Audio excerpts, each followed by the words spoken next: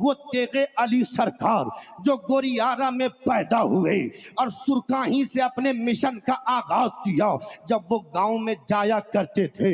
بچوں کو بلا کر پوچھتے بہوا پہلا کلمہ یاد ہو؟ بچہ کہتا سرکار یاد نہیں ہے، تو تیغ علی کہتے سنو بابو، اگر ایک کلمہ سناؤ گے تو میں تمہیں ایک بتاشا دوں گا، دو کلمہ سناؤ گے تو میں تمہیں دو بتاشے دوں گا، تین کلمہ سناؤ گے تو میں تمہیں تین بتاشے دوں گا۔ مریدوں نے دیکھا کہ سرکار کی یہ بات ہمیں سمجھ میں نہ آئی، یہ دیہاتی زبان میں گاؤں میں جاتے ہیں، بچوں کو قریب بلا کے پیار کرتے ہیں اور کہتے ہیں بوا ایگو کلمہ سنائبا تو ایگو بتاشا ملتا ہو۔ بات مریدوں کو سمجھ میں نہ آئی۔ ٹھیک ایک ہفتے کے بعد اسی گاؤں میں تیغ علی کی بیل گاڑی پہنچی،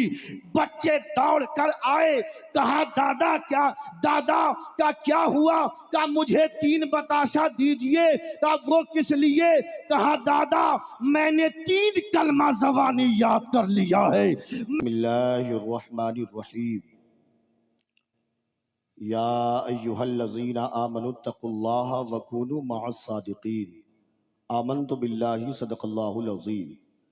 وصدق رسولہ النبی الامین المکین المبین المعین الکریم ونحن علی ذالک لمن الشاہدین والشاکرین والحمد للہ رب العالمین۔ تیغ علی کے فیض کا در ہے کھلا ہوا، تیغ علی کے فیض کا در ہے کھلا ہوا، ہے قادری فقیروں کا جھنڈا گڑا ہوا، ہے قادری فقیروں کا جھنڈا گڑا ہوا۔ معزز سامعین حاضرین، قابل مبارکباد ہیں حسینی کمیٹی اور ابابکر پور کے ساری افراد جن لوگوں نے بڑی محبت و خلوص کے ساتھ آج کا یہ پاکیزہ اجلاس حضور پیر طریقت صوفی شوکت علی یوسفی رحمۃ اللہ علیہ کے سالانہ عرس مقدس کے موقع پر ہر سال کی طرح امسال بھی یہ عرس پاک منعقد ہے اور ہماری اور آپ کی شرکت ہو رہی ہے۔ دعا ہے اللہ تبارک و تعالی اس جلسے کو اپنی بارگاہ میں قبول فرمائے اور ہمارے جتنے علماء شورا تشریف لائے ہیں اللہ تعالیٰ ان سب کی حاضری کو قبول فرمائے، آمین بجاہ سید المرسلین۔ کچھ پیش کیا جائے اس سے قبل پورا مجمع بغیر کسی تاخیر کے نبی اور آل نبی پر درود پاک کا نذرانہ پیش کر لیں۔ اللہم صلی علی سیدنا و شفیعنا صلاۃ و سلاما علیک یا رسول اللہ صلی اللہ تعالی علیہ وسلم۔ حضرات، قرآن مقدس کی آیت کریمہ کی تلاوت کرنے کا شرف حاصل کیا۔ اللہ تبارک و تعالی قرآن مجید میں ارشاد فرماتا ہے یا ایہا الذین آمنوا اتقوا اللہ وکونوا مع الصادقین، اے ایمان والو اللہ سے ڈرو اور سچوں کے ساتھ ہو جاؤ۔ یہ سچوں کی کون سی جماعت ہے؟ یہ سچوں کا کون سا گروہ ہے؟ اسی قرآن میں اللہ تبارک و تعالی دوسرے مقام پہ ارشاد فرماتا ہے انعم اللہ علیہم من النبیین والصدیقین والشہداء والصالحین۔ وہ سچوں کی جماعت نبیین کی جماعت ہے، وہ سچوں کی جماعت صدیقین کی جماعت ہے، وہ سچوں کی جماعت شہداء کی جماعت ہے، وہ سچوں کی جماعت صالحین کی جماعت ہے، وہ سچوں کی جماعت اولیاء اکرام کی جماعت ہے، وہ سچوں کی جماعت بزرگان دین کی جماعت ہے۔ مقدس علماء اہل سنت کا نورانی قافلہ منبر نور پہ تشریف فرما ہے۔ میں آپ سے عرض کروں یہ بتائیے کہ رات کی اس تاریکی میں جب آپ کو اپنے نرم بستر کے اندر ہونا چاہیے، رات کے اس تاریکی میں آپ کو اپنے گھر کے اندر ہونا چاہیے، رات کے اس تاریکی میں آپ کو گوشت وغیرہ کھا کر سونا چاہیے، لیکن آپ نے اپنے بستر کو چھوڑا، آپ نے اپنی آبادی کو چھوڑا، آپ نے اپنے گھر کو چھوڑا، آپ نے اپنے گاؤں کو چھوڑا، آپ نے اپنے محلے کو چھوڑا، سب کو چھوڑ کر کے فیضان شوکت علی حاصل کرنے کے لیے ابا بکر پور کی سرزمین پر تشریف لے آئے، علماء کے چہرے کی زیارت کرنے کے لیے یہاں اب تشریف لائے ہیں، شورائے اہل سنت کی نعتیں سننے کے لیے آپ یہاں تشریف لائے ہیں۔ میں آپ سے عرض کرنا چاہتا ہوں وہ کون سی بات ہے جس کی وجہ سے آپ نے گھر کو چھوڑا ہے، اپنے نرم نرم بستروں کو چھوڑا ہے، اپنی آبادیوں کو چھوڑا ہے اور چھوڑ کر ایک اللہ کے ولی کے عرس میں آ گئے ہیں؟ تو آپ کہیں گے جاوید اختر فیضی یہ اللہ کے ولیوں کی وہ بارگاہ ہے جہاں پر ایمانی بیٹری چارج ہوتی ہے، یعنی گناہ کرنے کی وجہ سے، گناہوں میں ڈوبنے کی وجہ سے ہماری ایمانی بیٹری جب ڈسچارج ہونے لگتی ہے تو یہ بزرگوں کی بارگاہیں ہیں، یہ اللہ والوں کے مرکز ہیں، یہ اولیاء اکرام کا دربار ہے، یہ علماء اکرام کی بارگاہیں ہیں، یہ جلسے کانفرنس ہے جہاں جانے کے بعد علماء کے بیانات سننے کے بعد شورائے اہل سنت کی شاعری سننے کے بعد ہماری ایمانی بیٹری چارج ہو جاتی ہے، اور اس قدر چارج ہوتی ہے کہ جب ہم ان جلسوں میں جاتے ہیں تو ہمیں معلوم ہوتا ہے کہ نماز کیسے پڑھا جاتا ہے، جب ہم ان جلسوں میں جاتے ہیں ہمیں معلوم ہوتا ہے کہ وضو ہمیں کیسے کرنا چاہیے، ہم جب ان جلسوں میں جاتے ہیں تو ہمیں معلوم ہوتا ہے کہ بزرگوں کا احترام کیسے کرنا چاہیے۔ میں ان لوگوں سے کہنا چاہتا ہوں، حسینی کمیٹی کے نوجوانوں کی حوصلہ افزائی کرنا چاہتا ہوں، جو آپ نے اس پرفتن دور میں آپ سے پوچھنا چاہتا ہوں، کسی کے بیٹے کی شادی میں، کسی کے بیٹے کی شادی میں شامیانہ لگا کر بھی شادی کی جا سکتی ہے، لیکن 1 لاکھ کا پنڈال لگایا جاتا ہے، کسی کو فضول خرچی نظر نہیں آتی ہے، ڈیکوریشن کیا جاتا ہے، کسی کو پیسہ ضائع ہونا نظر نہیں آتا ہے، لیکن جہاں ذکر سرکار کی محفل سجتی ہے، جہاں علماء کو بلایا جاتا ہے، کیا ضرورت تھی پنڈال لگانے کی، کیا ضرورت تھی اسٹیج سجانے کی، کیا ضرورت تھی مقدس علماء کو باہر سے بلانے کی؟ میں آپ سے کہنا چاہتا ہوں یہ وہ لوگ ہیں جو پردے کے آڑ میں کچھ اور کہتے ہیں اور باہر سے کچھ اور نظر آتے ہیں۔ میں آپ کو ہوشیار اور خبردار کرنا چاہتا ہوں، جو یہ کہے کہ جلسہ سجانے کی کیا ضرورت تھی، میلاد میں جانے کی کیا ضرورت تھی، علماء کے پاس بیٹھنے کی کیا ضرورت تھی، تو آپ ان سے کہیے کہ تجھے یہ بولنے کی کیا ضرورت تھی۔ علماء کی بارگاہ میں بیٹھنا باعث ثواب ہے، دینی مجلسوں میں بیٹھنا آدمی کے نام اعمال میں نیکیوں کا اضافہ ہوتا ہے اور اس کی معلومات میں بھی اضافہ ہوا کرتا ہے۔ میں آپ سے کہنا چاہتا ہوں، وہ سرکار سرکاہی کے دیوانوں، یاد رکھو تمہیں پوچھتا کون تھا جب تک بکے نہ تھے، کوئی پوچھتا نہ تھا، تو نے مجھے خرید کر انمول کر دیا۔ اے سرکاہی کے داتا، تو نے ہمیں خرید کر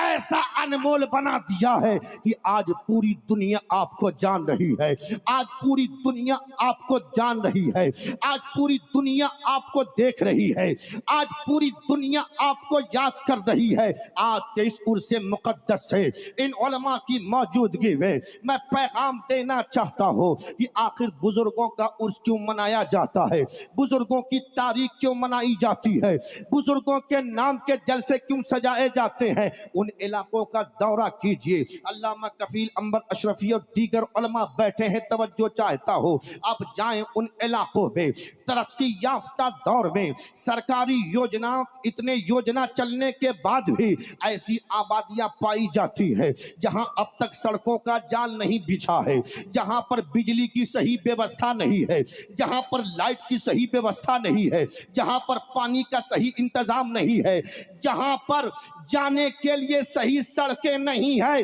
لیکن آپ اس آبادی میں جائیے گا، وہاں اذان کی آواز آپ کو سنائی دے گی، وہاں قرآن کی تلاوت آپ کو سنائی دے گی، ٹوٹی ہوئی چٹائی پر بیٹھ کر ایک عالم دین بچے کو قرآن کی تعلیم دیتا ہے، بچے کو حدیث کی تعلیم دیتا ہے، بچوں کو شریعت کے بارے میں بتاتا ہے۔ اس گاؤں میں جائیے اور جانے کے بعد مندر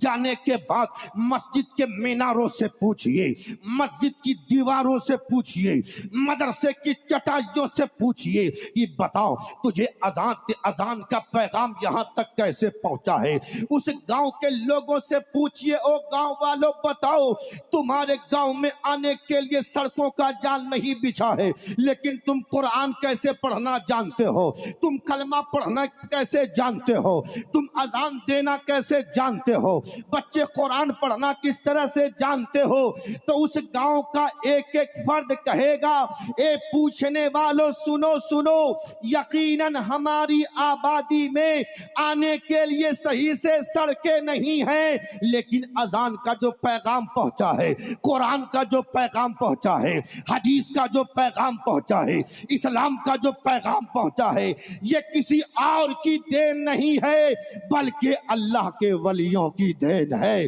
اللہ والوں کا فیضان ہے۔ یہاں یعنی جہاں ہماری گاڑیاں نہیں پہنچی تھی، وہاں تیغ علی کی بیل گاڑی نے پہنچ کر اسلام کی تبلیغ کا کام کیا ہے، اسلامیات کے پیغامات کو عام کیا ہے۔ میں پوچھنا چاہتا ہوں ان سے جو آج ایسے بچے جو محنت مشقت کر کے ایسی دینی مجلس سجاتے ہیں، بلاؤ کسی مکتب فکر کے عالم سے اور بلا کر اس سے پوچھو کہ جہاں پر قرآن کی تعلیم دی جاتی ہو، جہاں حدیث پاک بتایا جاتا ہو، جہاں نبی کی نعت پڑھی جاتی ہو، کیا وہ اس مجلس میں بیٹھنا کیسا ہے؟ حضور نے تو فرمایا ہے کہ سنو، جنت کے قریب سے گزرا کرو تو جنتی میوے کھا لیا کرو۔ جب صحابہ نے عرض کیا یا رسول اللہ جنت کے قریب سے، تو حضور فرماتے ہیں سنو، جہاں پر اللہ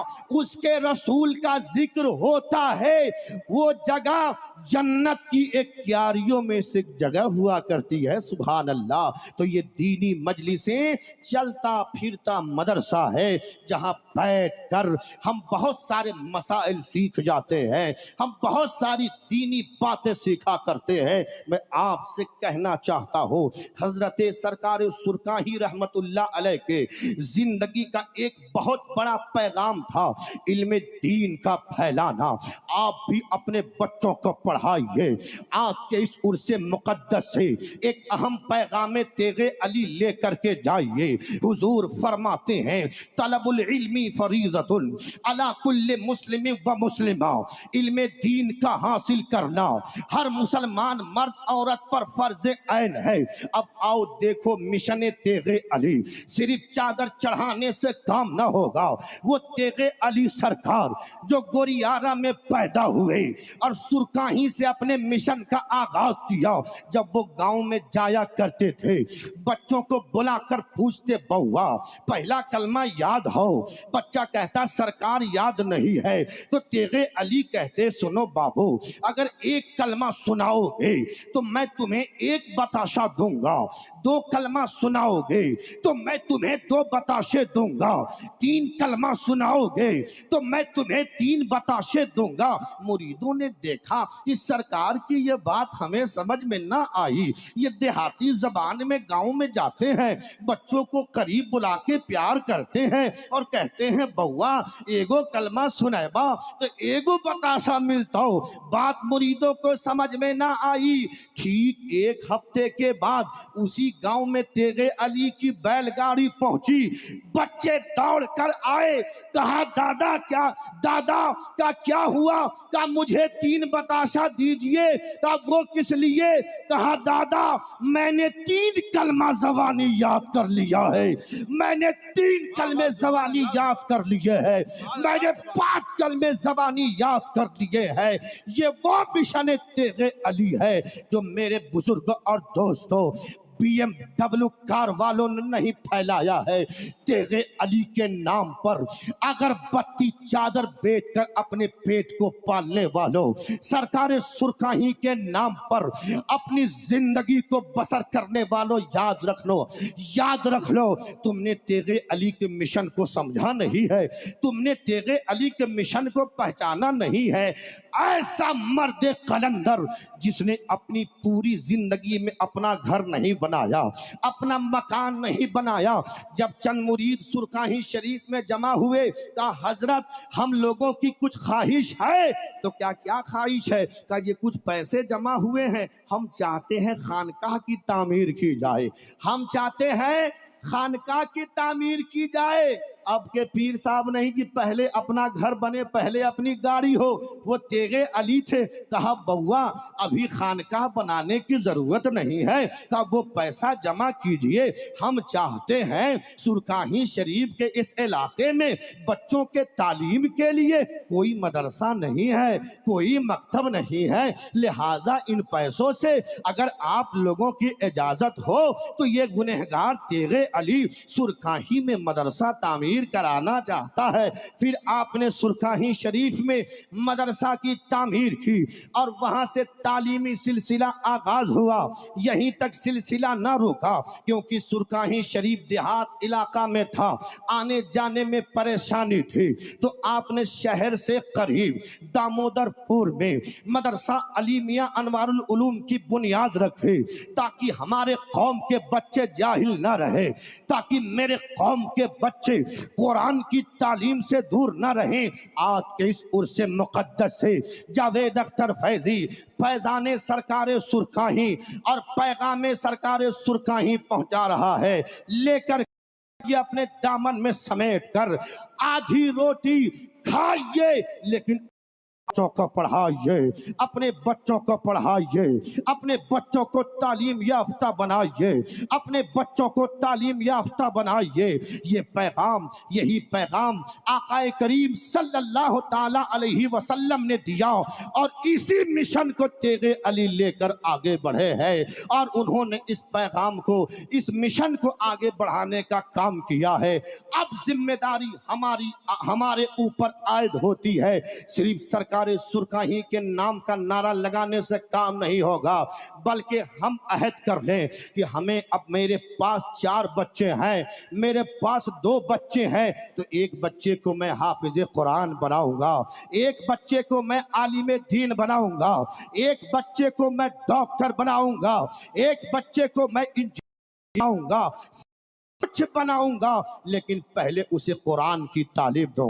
پہلے اسے شریعت کے بارے میں سکھاؤں گا۔ عرض کرنا چاہتا ہو اگر ہم نے یہ عہد کر لیا تو ہماری دنیا بھی کامیاب ہوگی اور ہمارا آخرت بھی سنورتا ہوا نظر آئے گا۔ یہ تو ہمارا اپنا پروگرام ہے، اپنے لوگ ہیں، یہ چند باتیں میں نے عرض کی بطور پیغام، آپ ضرور لے کر جائیں۔ اللہ کی بارگاہ میں دعا گو ہوں مولا کریم اس پاکیزہ مجلس کو اپنی بارگاہ میں قبول فرمائے۔ میں تمام